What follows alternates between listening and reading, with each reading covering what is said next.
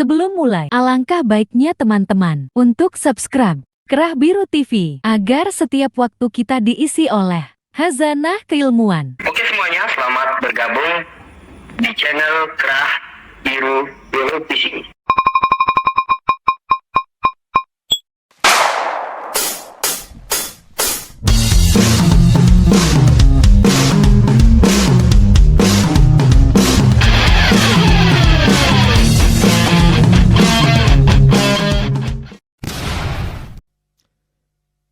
Medan bukan Batak dan Medan bukan hanya Danau Toba.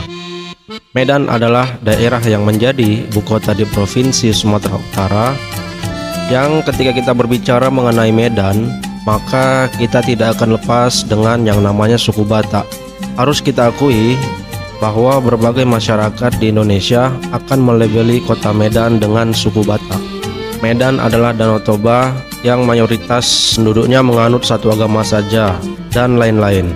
Batak dan Medan adalah satu label yang tidak dapat dipisahkan. Namun, apa benar Medan adalah Batak? Dan apa benar juga labeling tentang Medan tersebut adalah satu kesatuan? Secara etimologis, Medan diambil dari bahasa Batak Karo, yaitu Madan.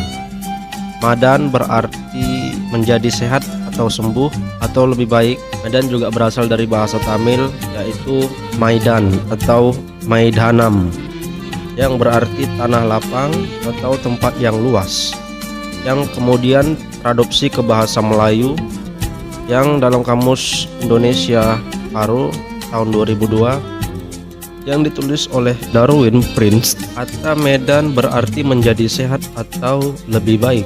Pendiri kota Medan sendiri adalah Guru Patimpus Sembiring Palawi, lahir di Aji Jahe, Tiga Panah, Karo 1540, dan meninggal tahun 1 Juli 1590. Beliau mendirikan Medan pada tahun 1590 yang menganut kepercayaan Pemena.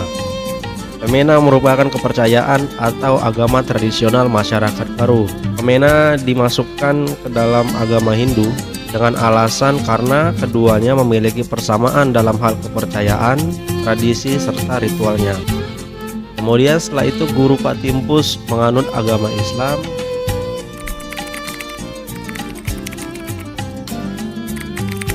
Etnis awal kota Medan adalah Batak Karo dan Melayu, atau yang sering disebut dengan Melayu Delhi. Batak adalah sebutan yang diambil dari para penjelajah yang menjelajah ke wilayah Sumatera atau para penduduk pesisir untuk menyebut kelompok etnik yang berada di pegunungan dengan nama Batak.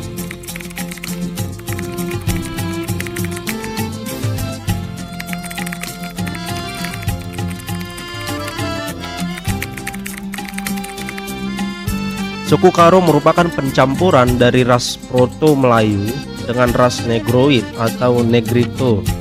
Pencampuran ini disebut Umang. Hal ini terungkap dalam legenda Raja Aji Nembah yang menikah dengan Putri Umang. Umang tinggal dalam gua dan sampai sekarang masih dapat dilihat bekas-bekas kehidupan Umang di beberapa tempat. Pada abad pertama setelah Masehi, terjadi migrasi orang India Selatan ke Indonesia termasuk ke Sumatera. Mereka beragama Hindu.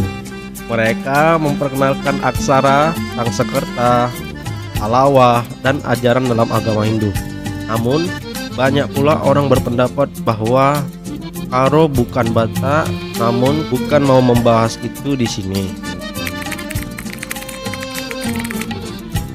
Melayu Delhi atau dalam bahasa Jawinya adalah Melayu Delhi adalah salah satu kelompok etnis Melayu yang berasal dari pesisir timur Provinsi Sumatera Utara, atau disebutkan sebagai daerah Sumatera Timur.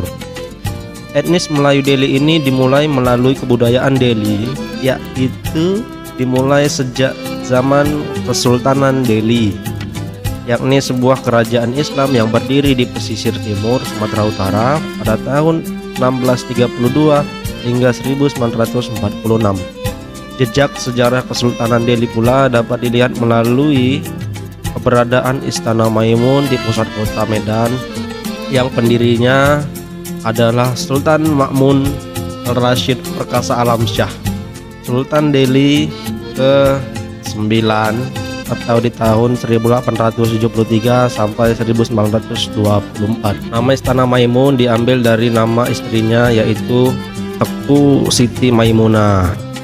Melayu Delhi menggunakan bahasa khas Melayu yang tidak jauh berbeda dengan bahasa Melayu pada umumnya, termasuk tidak jauh berbeda dengan yang dipakai oleh orang Melayu Malaysia. Pengucapan bahasanya banyak diakhiri dengan huruf E. Orang Melayu Delhi ini sudah berabad-abad tinggal di sekitaran pinggiran Sungai Delhi yang mengaliri di kota Medan hingga ke pantai timur Sumatera atau lebih tepatnya bermuara di Selat Malaka. Hingga pada akhirnya berkembangnya industri di kota Medan membuat orang Melayu Delhi banyak tinggal di sekitaran kota Medan. Delhi Tua, pesisir Sungai Delhi, Sungai Babura, Sungai Labuhan, dan lain-lain. Wilayah pusat kerajaan Delhi berada di wilayah kota Matsum dan Jalan Brigjen Katamso, terletak di antara kecamatan Medan Area dan Medan Maimun. Di kota Matsum, Sultanan Delhi pula memberi izin daerah tersebut untuk ditempati oleh salah satu kiai beserta kelompoknya yang berasal dari Padang, Sumatera Barat. Di daerah pusat kerajaan Istana Kesultanan Melayu Delhi ini, populasi etnis Melayu Delhi tidak sebanyak suku lain. Bukan hanya di wilayah pusat kerajaan saja, namun juga berdasarkan populasi di kota Medan. Hal ini pun sama dengan etnis Karo yang merupakan etnis awal di kota Medan. Berdasarkan data dari ainismedan.id pada Januari 2023, data mencatat bahwa penduduk suku Jawa paling banyak tinggal di Medan.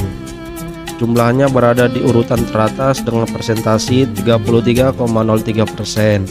Suku yang mendiami Medan selanjutnya yaitu Batak dengan 20,93%, kemudian ada Tionghoa sebanyak 10,65%, Mandailing 9,36%, Minangkabau 8,6%, Melayu 6,5%, Karo 4,10%, dan Aceh 2,78%.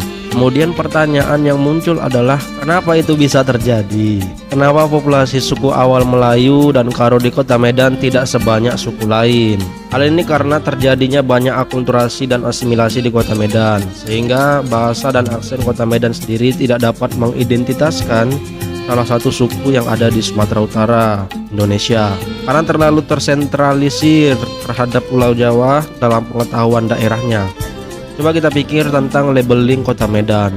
Medan adalah Batak, tinggal di Sumut adalah Medan Danau Toba. Danau Toba adalah Medan gitu kan. Orang Medan menganut satu agama dari beberapa agama yang ada. Karena minimnya pengetahuan kedaerahan Indonesia, beberapa daerah di luar Pulau Jawa disederhanakan dan dipersempit labelnya agar memudahkan identitas. Penyederhanaan para migran Sumatera Utara ke Pulau Jawa atau ke daerah lain disederhanakan dan dipersempit walau orang tersebut bukan asli Medan. Orang-orang tidak banyak tahu bahwa kita tinggal di Sumut, di daerah, kabupaten, dan kota mana. Sehingga satu pandangan untuk mengeneralisir aspek lain menjadi mudah, bahkan menjadi stigma untuk mempermudah informasi identitas tadi. Maka disederhanakan, dan selagi dia orang Sumatera, dia adalah orang Medan. Sebelum kita akhiri, ada pepatah dari suku Melayu tentang keterbukaan mereka terhadap masyarakat etnis lain.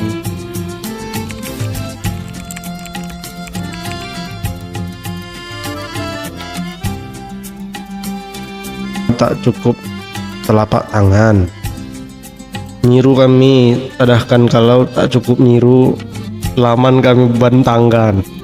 Bagaimana orang pendatang bebas saja datang ke tanah Melayu asal saling menghargai, karena bagi Melayu suku lain adalah semenda, yaitu bagian dari masyarakat adatnya.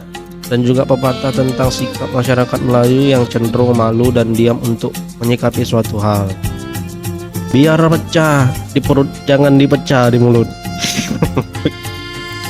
Terkena mata dipicingkan, terkena perut dikempiskan. Lebih baik menyuruh dan tidak terlihat untuk suatu hal, atau ada namun tidak perlu ditampakkan. Kalau tak cukup telapak tangan, nyiru kami tadahkan. Kalau tak cukup nyiru, laman kami bentangkan. Biar pecah di perut, jangan pecah di mulut. Terkena mata dipicingkan, terkena perut digempiskan.